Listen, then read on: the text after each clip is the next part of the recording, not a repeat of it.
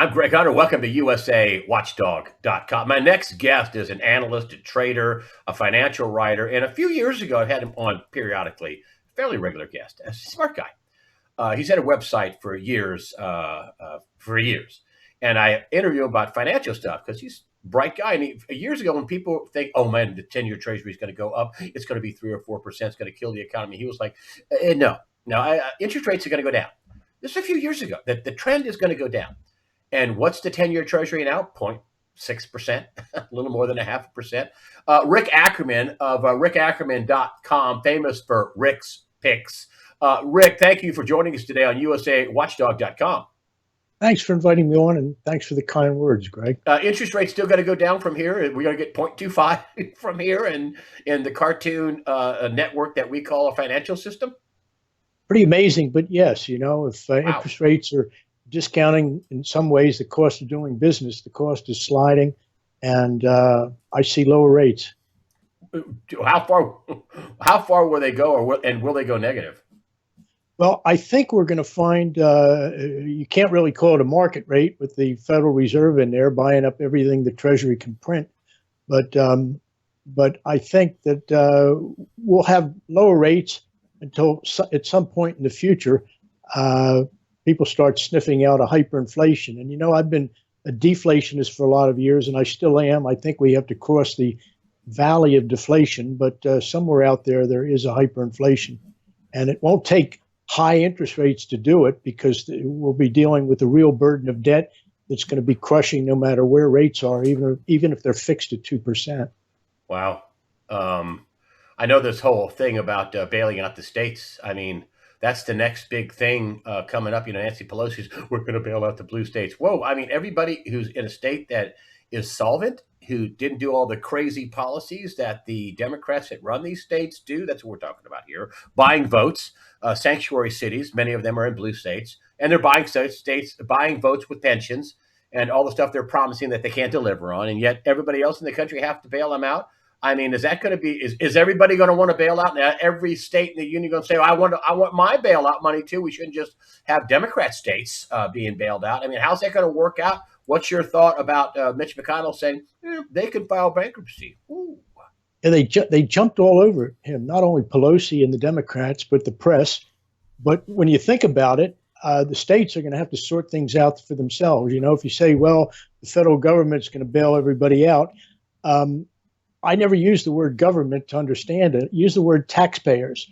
So you're saying really the taxpayers are going to have to bail out Illinois, which was always going to be the first state to go belly up as far as pension. Illinois sends out 1 million checks a month to public job retirees. Wow. And when you take that on, you can bet that Connecticut, New Jersey, California, Massachusetts, Rhode Island, a whole bunch of states are going to be right there in back of Illinois saying, where's ours? So when you get on that slope where you're bailing out Illinois, you better watch out where you're going.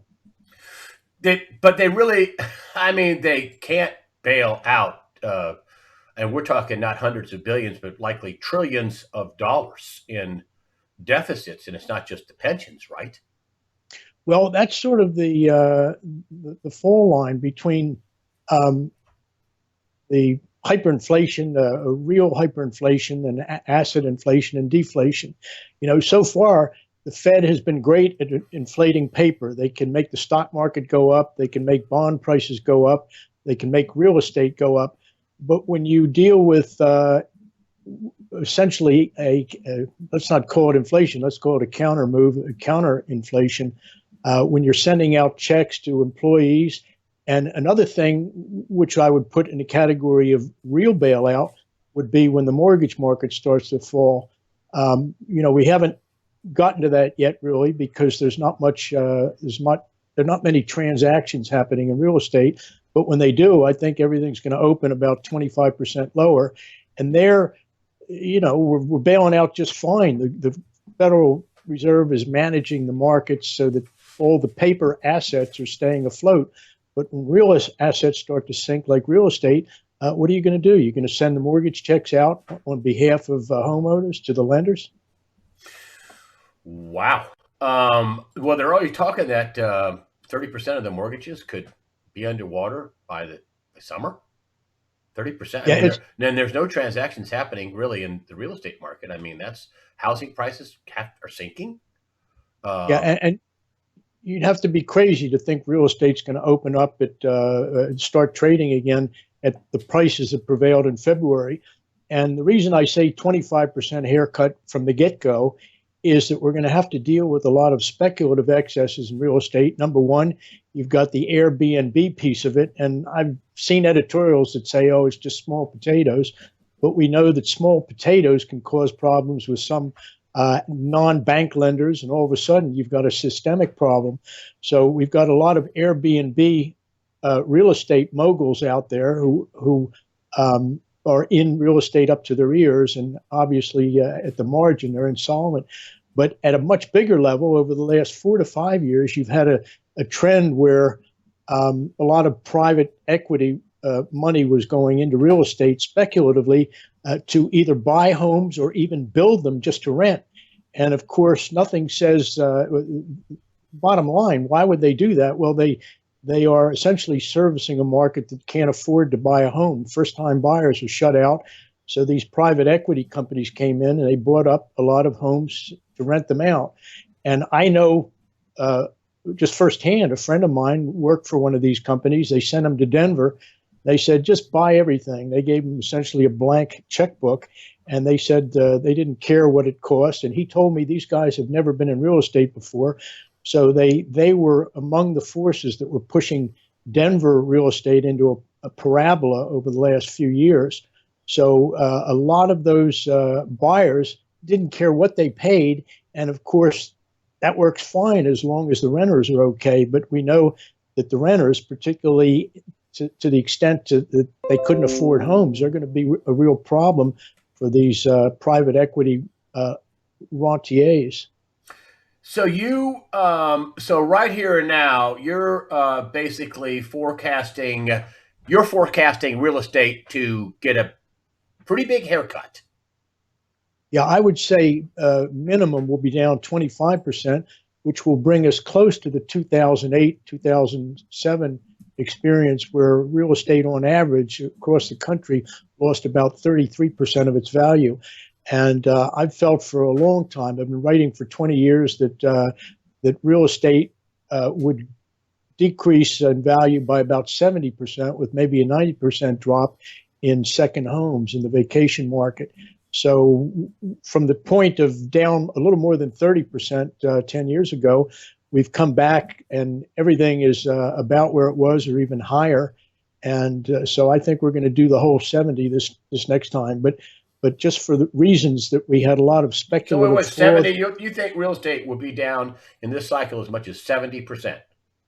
Yeah, and when things go bad, everything's going to kick in. You know, it's not just that we're going to be discounting the speculative fraud that was in the market up until January, February, but we're also going to have to deal with the demographic problem, which is who are the baby boomers going to sell their homes to? A lot of us are downsizing, but how does that even happen?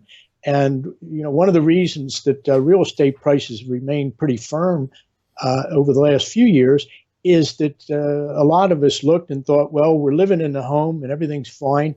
Can we really do better? Can we sell to someone and wind up with a deal as good or better in some smaller place? But sooner or later, even if we don't move out of our homes, we're going to die out of them. And so we've got a whole generation of millennials that could barely get into they're not even first-time buyers, and they're supposed to take over the segment of the real estate market that baby boomers own now, and let's say the $400 to $3 million category, up as you get $800,000 and above, there are no buyers for those homes. Let's move on. I talk about oil. On last week, this is early Sunday release, so last week on Monday, I watched oil go down to a penny a barrel, and froze there. And then as it closed on I think the 20th, it was negative as low as $40 negative. I got a barrel of oil. I'll take it off your hands. You give me $40. And then it roped up the next day at 20, and then it closed at 11.30, and then it was down as low as $6 a barrel. I mean, thank you, Wall Street, for the crazyville that you've turned our markets into, where oil can freeze at a penny a barrel and actually cost you $40 at some point to sell it. Your appraisal of where we're going with energy. I just saw the president on Friday talking about, yeah, we lost 40 or 50% of the oil, the energy market.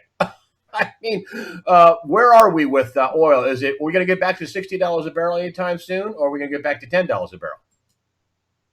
60, no. And, the problem there is that a lot of the producers outside the U.S., most of them are not profitable under $40.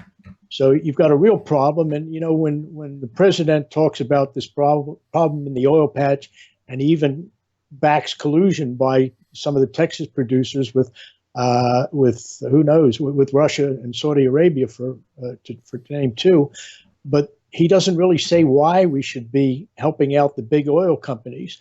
But the bigger problem is not so much their viability and their ability to produce, but the fact that that a lot of the global financial edifice, characterized chiefly by a $1.5 quadrillion derivatives market, a lot of the collateral that is behind that market comes from energy resources. You have, of course, real estate as well, and bonds, some real assets, but energy is a big piece of it. So we're going to see a deleveraging of that market, and just wipe a few zeros off when you're up in that quadrillion-dollar range.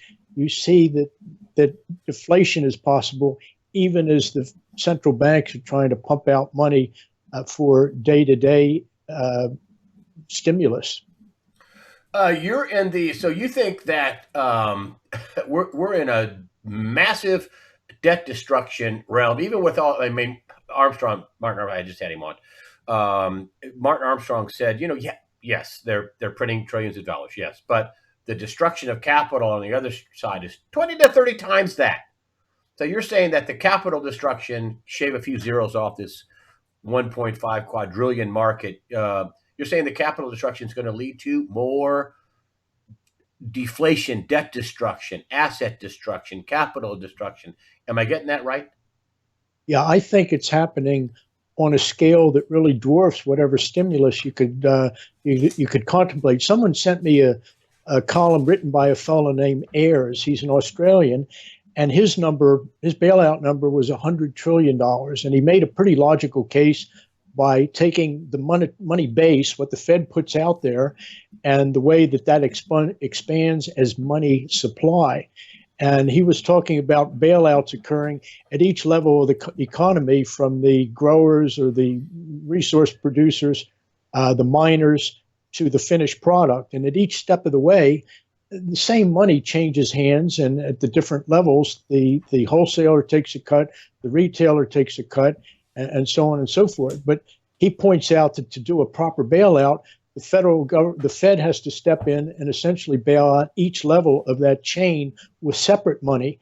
So I think his calculation of $100 trillion makes sense.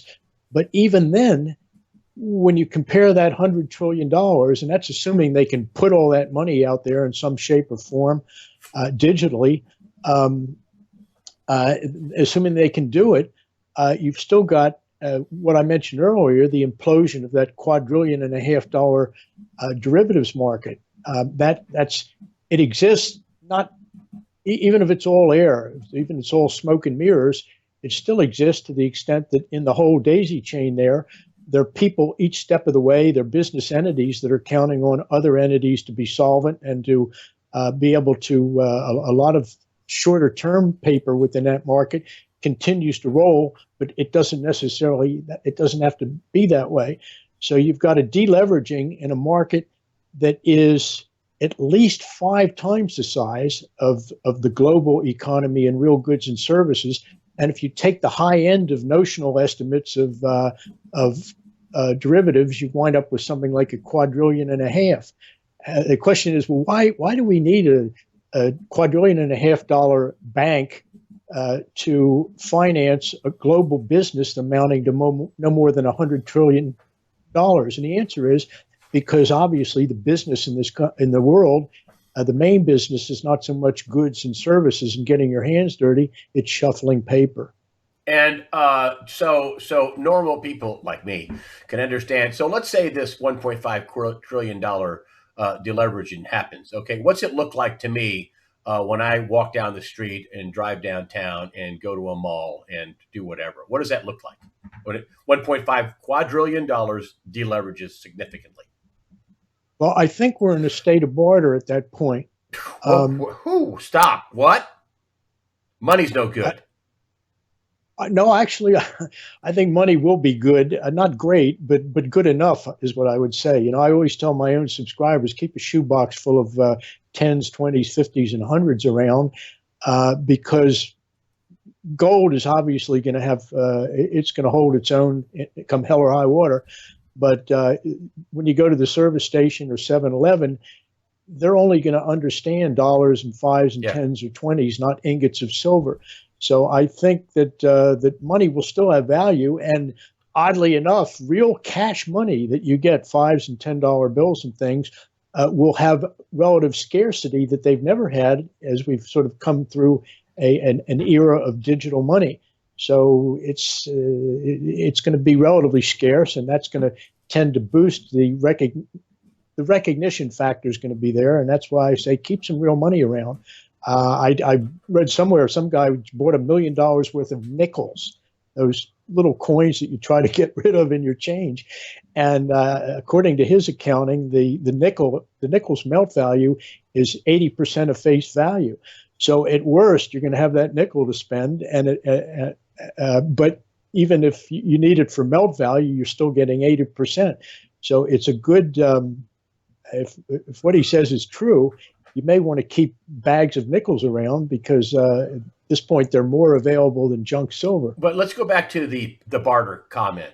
So you barter in money. So in other words, people will be bartering because dollar bills, there won't be a lot of dollars.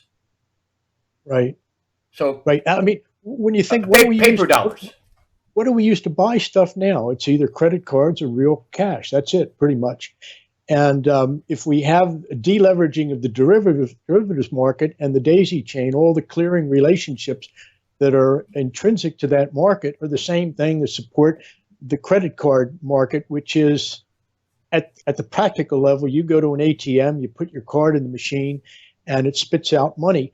But the network of clearing relationships that allow that to happen is Byzantine. It's remarkable, and I don't think that all of those very intricate relationships are going to survive an event that would cause the implosion of the derivatives market.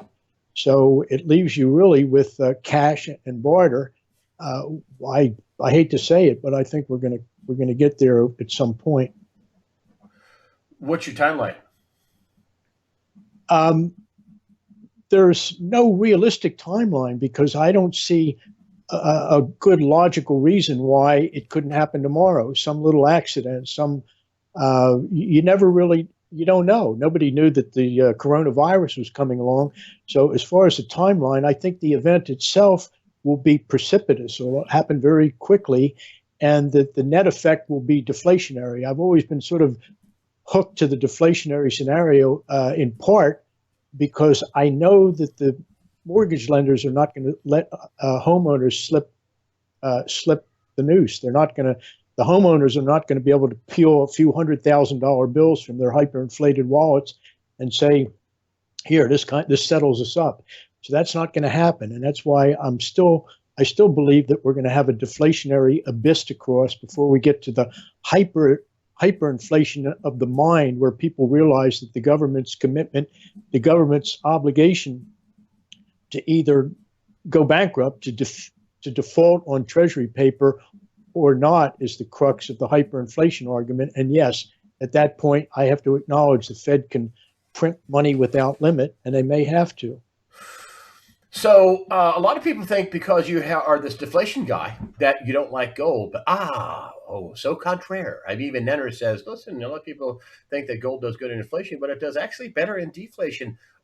You're a gold guy. I mean, you think gold is going to do okay. That's what you said in the pre-interview. Explain your thoughts on how gold will react in this deflationary abyss that we're going to have to cross. Well, I like gold. I'm not as crazy about it as some of my own subscribers, and I've never really bought into the gold at $50,000 an ounce thing.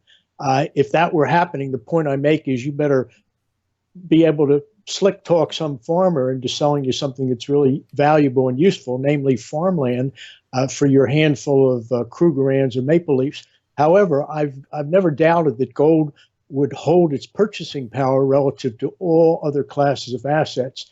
And you have an interesting situation in gold right now where all these multi-trillion-dollar bailouts are sort of they're insinuating themselves on the minds of gold bugs in the way of thinking we're going to have a hyperinflation. But I don't think gold is rising on that idea right now. I think that it's going up more because it doesn't assort with all the uncertainties we've got to deal with. So I think that gold is it's finally caught on, if not quite caught fire, in the way of people thinking, how can we lose? So yeah, at some point, when you talk about hyperinflation, you're saying that some little mine in South America that's selling for 6 cents a share is eventually going to $20 a share, $50 a share. Who knows? That's going to be the final stage of it. But there's just enough uncertainty that I think that's what's really floating gold. And I've got a target around 1877, I think it is, for the June COMEX. But I'm finally convinced it's probably going over 2000. But it hasn't yet fixated on this idea that we're going to have hyperinflation. But it's still a good bet. And I don't care whether we're having hyperinflation or deflation or anything. Gold is going to be a good asset to have, certainly in negotiable quantities. And what about this whole deal? I know you watch this a lot. We've heard for years about how it's tough to deliver gold, and they're paying in cash and a 25% premium. And now it just seems like we're hearing more and more about from good gold people that are saying that that COMEX is in trouble. They've come up with another alchemy. They're giving you a quarter of a 400-ounce bar, although they don't have the 400-ounce bars, and something called an ACE contract. I know you know about it. They're having trouble delivering. LBMA, CME, and COMEX are about out of tricks. What do you say about that? There might be a real, actual default where they don't have the gold, and everybody knows it. It's a little bit like the real estate market. If you don't have enough transactions out there, you don't have that turbo booster for prices. You can't really get your hands on silver. I think someone posted in my own, or gold. Someone posted in my trading room today that I think it was bags of junk that were going $4.95, $5 an ounce over spot. And having suffered I remember buying junk silver from a dealer in San Francisco, Trader Sam, and this was a long time ago. I took those two very heavy bags out and put them in my car, $16,000 a piece. And then after the Nelson and Bunky Hunt debacle, where silver came down from 50 an ounce to who knows what, I brought the bags back in, and he gave me $3,000 for them. But these days, it hasn't been so long. I'd love to be able to get a monster box of silver dollars or something, but it's so hard. So paper gold wants to rip itself away from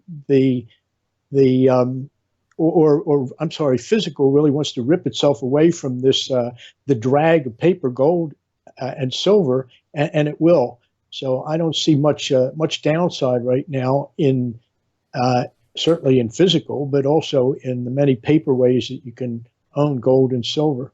I mean, you see silver at $15, and you call a coin dealer, and that'll be 23, that'll be 25, that'll be 24, that'll be 20. I don't know, that'll be 20 something. Yeah, that's telling you something. I mean, really, it's just you have to trust your own common sense. If you've done it in February and you think, well, people are dying in China, isn't this going to mean something? And you'll recall that the market just sort of skittered along there near all-time highs. and I put it out there to my subscribers. I'm thinking this is stupid. It doesn't make sense to me. But no, I did not load up on puts, even though I saw it coming.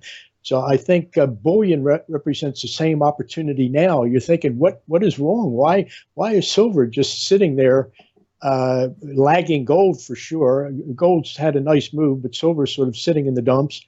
And I think silver has always been poor man's money, and that's its problem now. But trust me, the poor people are going to find silver too. So here, you really just have to trust your instincts and common sense, and think, how long can these metals stay down when they're really the only hedge that we have against the wasteland of fiat money? Um, when you take a look at silver's scarcity, I mean, also silver is pretty scarce. I mean, you look at and how much it's going for. It's like completely separated from any kind of paper price. I mean, it looked to me. I mean, you go to a coin store and say, well, can't you sell me silver for 15 plus a couple of bucks commission? Get out, go away. I mean, they're not Yeah, going I to do mean, that, right? Nobody's going to do that. you can't even get it. And even in New York, where there are big guys who want gold, and there are other big guys who think, well, I'll simply charter a plane and fly physical gold from wherever I can find it in this world to New York. There's still an arbitrage there. But even there, you're not satisfying the demand for physical gold, even in the gold centers of the world. So it's just common sense that has to bring you to the gold, the play in gold. And if worst comes to worst, you could do worse than own some 16-cent stock. Eventually, it'll take off too. But you would be a buyer of silver if you could get it. You would be a buyer of. You would hold gold. You would hold physical, not GLD, SLV. You would be holding physical gold. Is the safest, easiest play for the common person. Good, certainly, yes. And my kids have come to visit. One is a rancher out in Colorado. The other flips cars in Utah, and I gave them each their gold, silver, and platinum coins that I've been sort of socking away for them. And originally, when we were just talking about it, I said, kids, when you get these coins in hand, you can do anything you want with them. But for whatever reason, they said, no, we'll just sit on them. So they're sitting on them. Smart. And I'm out of physical myself, because I basically gave most of what I'd hoarded over the years to them. But they know enough to sit on it.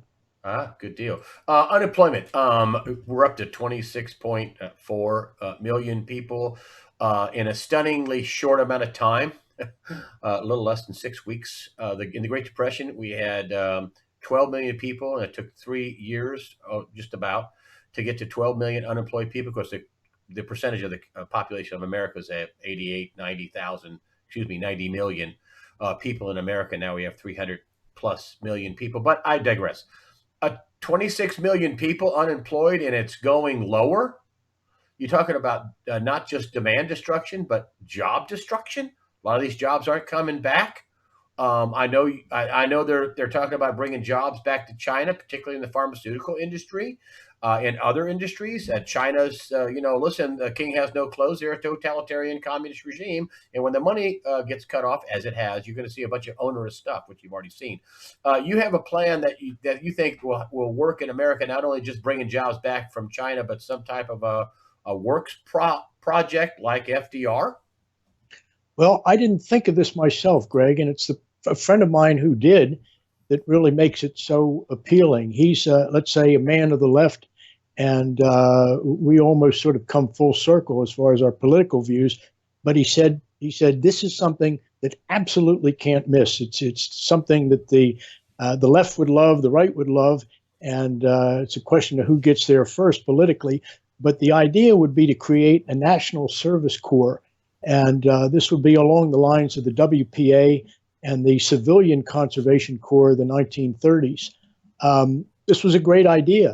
In fact, it was such a great idea. It worked so well for Roosevelt and the Democrats that the Republicans were kind of out of power until Reagan came along. So it was a terrific idea that worked, and it sort of set the political agenda for this country over the course of 2 generations. So this is a way to put 25 million people to work. Whoever wants a job could have one. The program would be built, administered, and the workers would be trained by the Army. The Army is big enough to take this on, big enough to build a facility where people could show up. They could be essentially housed, of course, tested for the coronavirus first, and they could be trained by the Army to do many of the things that we did during the Great Depression. And, you know, the Such legacy as? of, well, the WPA built so many things, stadiums. The Tennessee Valley Authority was one of the larger projects, but the WPA virtually encompassed the arts at that point.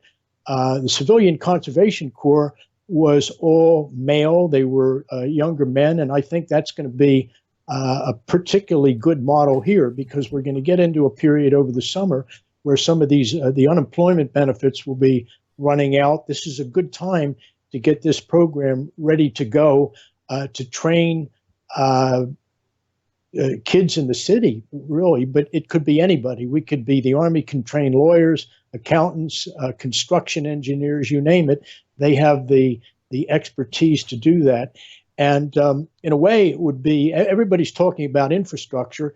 When you hire 15 or 20 million people, you can pretty much build anything. So you might say that the National Service Corps would be a way to build the infrastructure for the 21st century, but it would also be a way to get something right that we got wrong. You know, a lot of job training programs have been geared to taking workers who are displaced by robots, and what they wound up doing is working at Walmart. But here we've got a chance really to start the training from the ground floor and to essentially train people into the jobs that the economy really needs.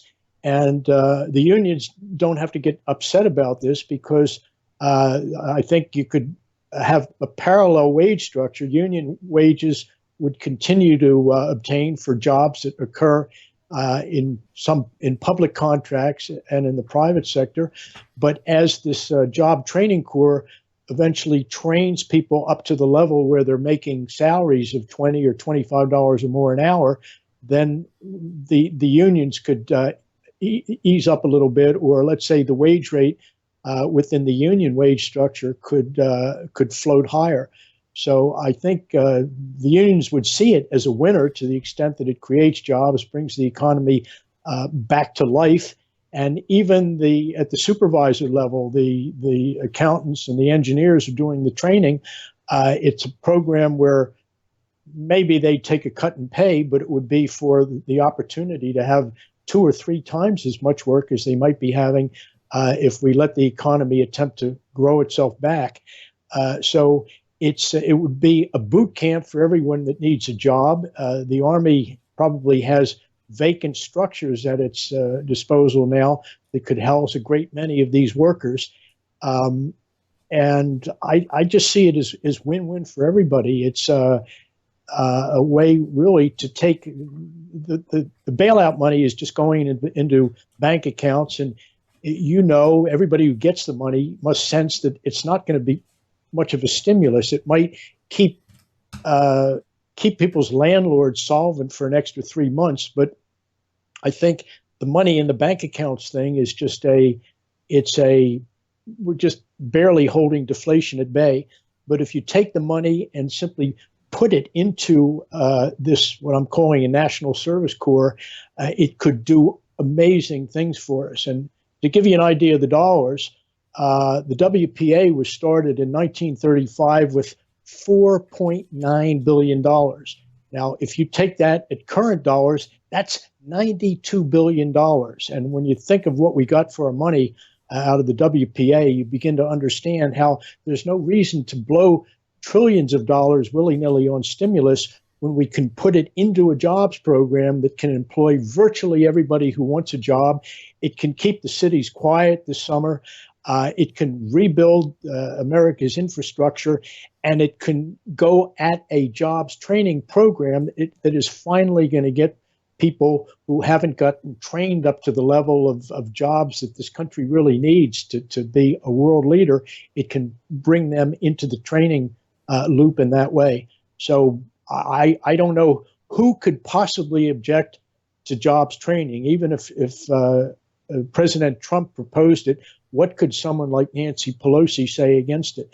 It's just an idea whose time has come. Well, and then you have also you could be training these people for bringing back. There's going to be people leaving China. That is for sure. And where are they going to go? Are they going to go to Vietnam? Are they going to go to Japan? I suspect a percentage of them are going to be enticed to coming to America.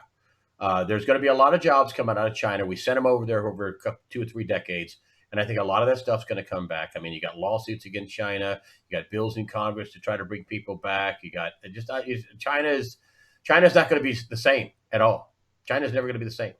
So, we could also have the, a 1-2 punch, bringing jobs back from China, which could be big too.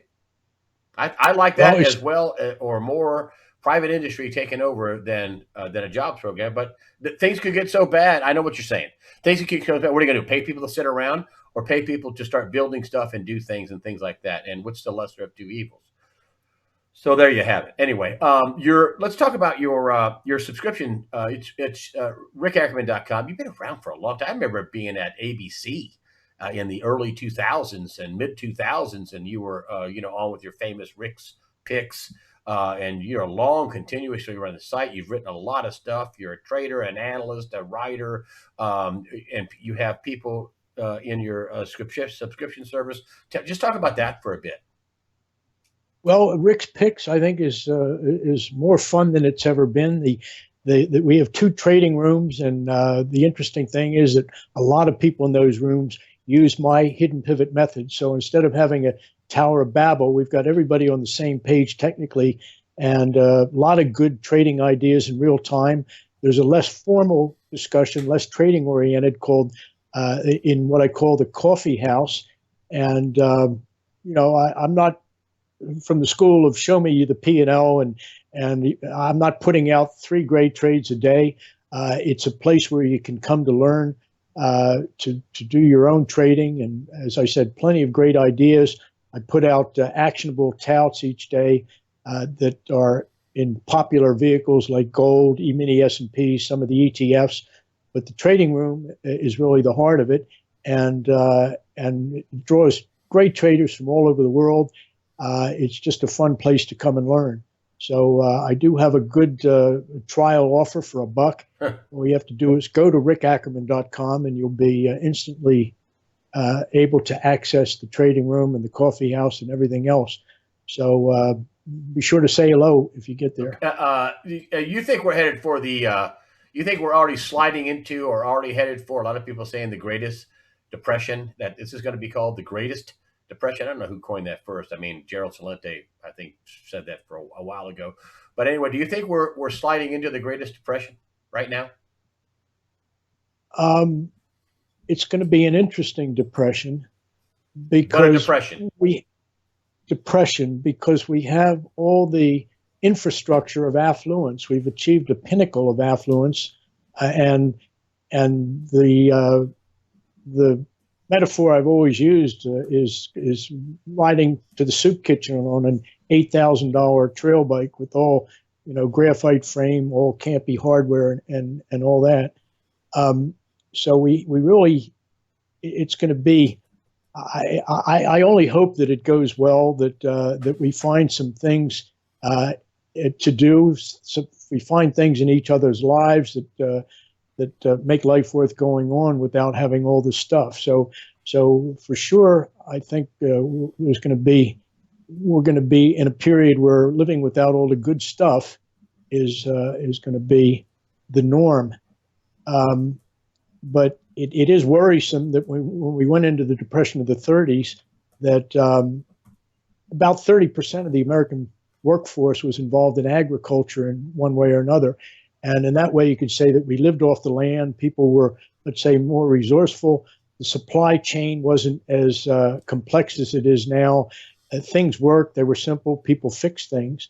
So we've kind of gotten out of those habits. But I think that when we confront really hard times, we'll get back into better habits, not just with the things that we do and to occupy ourselves, but the way the way we relate to each other.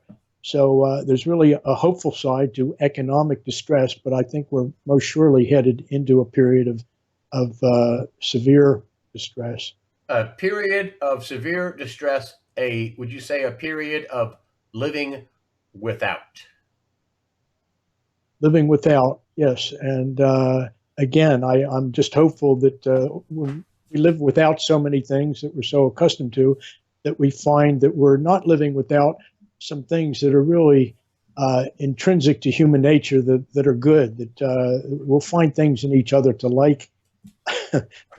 Maybe not politically, but even there, I think we're going to have to find ways to get along because we're headed into hard times. Rick Ackerman, rickackerman.com. I'll put the links up for your, if you send me the, whatever your link is for a dollar trial, that sure seems like a deal. And of course you can get out of it anytime, I guess, but send me your links. It's at rickackerman.com. Rick Ackerman, thank you for joining us today for the early Sunday release. Rick Ackerman, thanks for joining us on usawatchdog.com. I appreciate it, my friend. Thanks. You gave us some great insight on interest rates, gold, depression, money, cash, and a period of severe stress and a period of living without. Thank you very much for joining us today, Rick Ackerman. Thanks very much for having me on, Greg.